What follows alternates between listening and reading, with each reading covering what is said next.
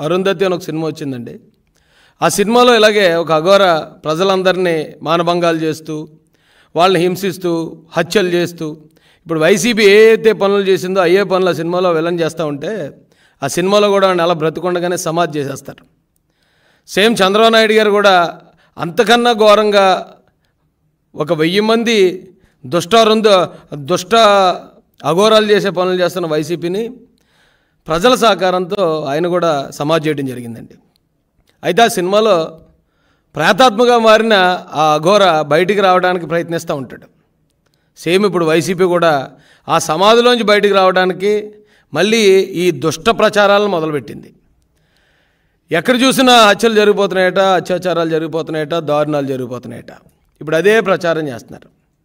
నారా చంద్రబాబు నాయుడు గారు ఈ వైసీపీ ప్రభుత్వాన్ని సమాధి చేసిన తర్వాత ఈ రాష్ట్రంలో ఉన్న ప్రజలు స్వేచ్ఛా వాయువులు పీల్చుకున్నారండి. అప్పటి వరకు ఎవరైనా మాట్లాడుకోవాలన్నా సరే మామూలు ఫోన్ కాల్స్ కూడా మాట్లాడుకోవడానికి భయపడే పరిస్థితి. కేవలం వాట్సాప్ కాల్స్ మాత్రమే మాట్లాడుకునేవారు. ఈ ప్రభుత్వం అంత దారుణంగా ఇక్కడ ప్రజలను బెదిరించి భయభ్రాంతులకు గురి చేసింది. కానీ చంద్రబాబు నాయుడు గారు ఎప్పుడైతే ఆయన ముఖ్యమంత్రిగా బాధ్యతలు చేపట్టారో మహానుభావుడు, ఇక్కడ ఈ రాష్ట్రంలో ప్రజలందరూ స్వేచ్ఛా వాయువులు పీలుస్తున్నారండి. ఈ రాష్ట్రంలో ఉన్న యువతకి కొత్త భవిష్యత్తు మీద కొత్త ఆశలు చిగురించాయి. ఒక పక్కన పోలవరం నిర్మాణం ఊపందుకుంది, మరో పక్కన రాజధాని నిర్మాణం జరుగుతుంది, ఇంకొక పక్కన స్టీల్ ప్లాంట్ని మేము ప్రైవేటీకరణ చేయట్లేదు, దానికి మేము మైన్స్ కూడా కేటాయిస్తామని కేంద్ర మంత్రులే వారు వచ్చి స్టేట్మెంట్లు ఇస్తున్నారు.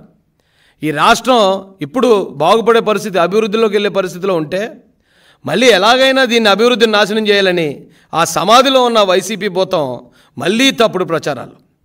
మీకు గుర్తుందో లేదో, కోడికత్తి అని ఒక డ్రామా ఎవరో కుర్రోడు జగన్మోహన్ రెడ్డిని గీసాడట.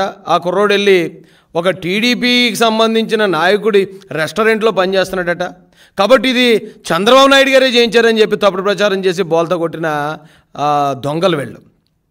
అలాగే సొంత బాబాయిని గొడ్డలతో వాళ్లే నరికేసుకుని, లేదు చంద్రబాబు నాయుడు గారే కత్తించుకుని నరికేశారని ప్రచారం చేసిన దొంగ బడవలు వెళ్ళు.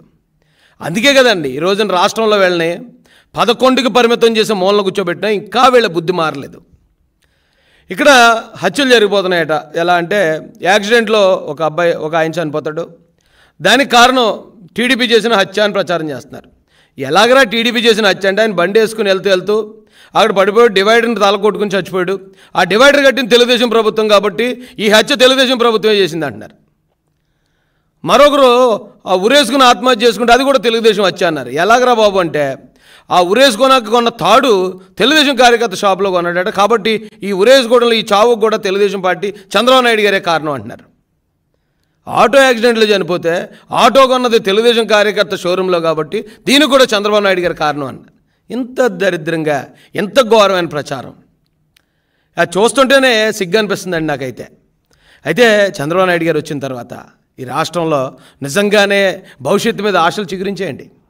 నారా లోకేష్ గారు ఎప్పుడైతే ఆయన మంత్రిగా బాధ్యతలు స్వీకరించిన మొట్టమొదట ఆయన తీసుకున్న సంచలనమైన నిర్ణయం, స్కూల్స్లో కాలేజెస్లో సర్టిఫికేట్లు ఇరుక్కుపోయిన పిల్లలకి ఫీజులు సమయానికి ఫీజు రియంబర్స్మెంట్ ఇవ్వకుండా వైసీపీ గవర్నమెంట్ చేసిన 3000 కోట్ల బకాయిలకి ఆ సర్టిఫికేట్ లేక ఇబ్బంది పడుతున్న పిల్లలందరినీ ఒక్క చిటికలో వాళ్ళ సమస్యను పరిష్కరించాడండి ఆయన. దాంతోపాటు 25 మంది దివ్యాంగుల కోసం ఒక మార్క్ లిస్టు ఆ ప్రొఫార్మా మొత్తం మార్చి ఒక జీవో కూడా ఇష్యూ చేసి 25 మంది కోసం కూడా ప్రభుత్వం దిగొస్తుంది అవసరమైతే. ఈ రాష్ట్రంలో ఉన్న ప్రతి ఒక్క ప్రాణం, ప్రతి ఒక్క జీవితం ఈ తెలుగుదేశం కూటమి ప్రభుత్వానికి ఇంపార్టెంటే అని నారా లోకేష్ గారు తెలియజేశారు.